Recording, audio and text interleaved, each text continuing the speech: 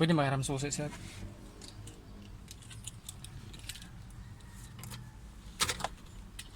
Naka-neutral to sir na. Apo.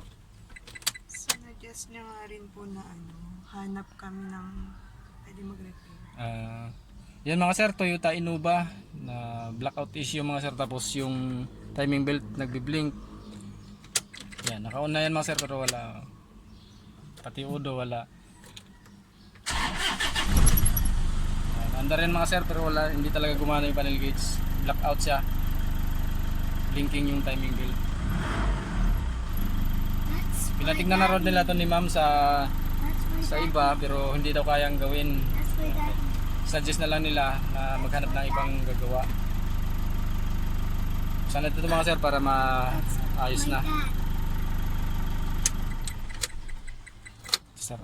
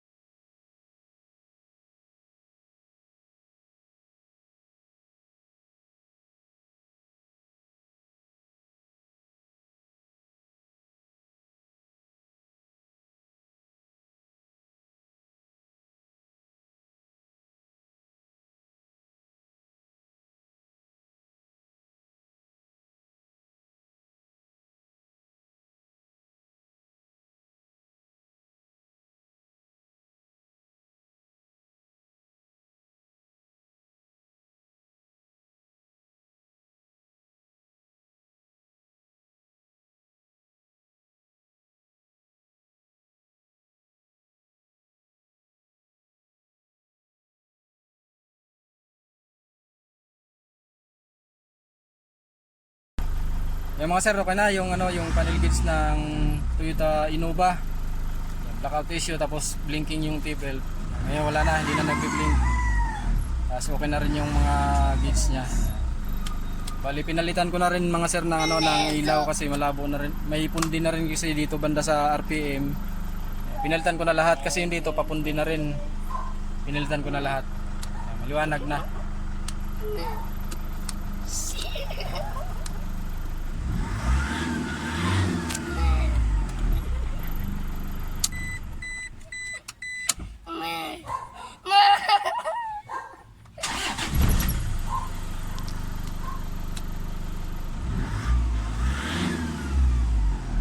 Okay na mga sir, maraming salamat.